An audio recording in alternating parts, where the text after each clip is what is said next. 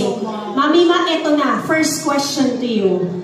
How does it feel to be part of Cherry? Okay, actually I have a short kwento sa inyo. Gusto ko yan. Kasi ako honestly, feeling ko that we have always been part of the Cherry family. Back in 2010, nung hindi pa,